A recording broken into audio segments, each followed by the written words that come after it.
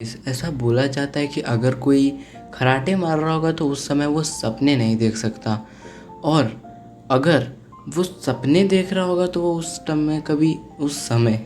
समय कभी खराटे नहीं मारेगा। तो अगर मैं इसे थोड़ी कॉमेडी भाषा में बोलूँ तो सपने is inversely proportional to Kharate.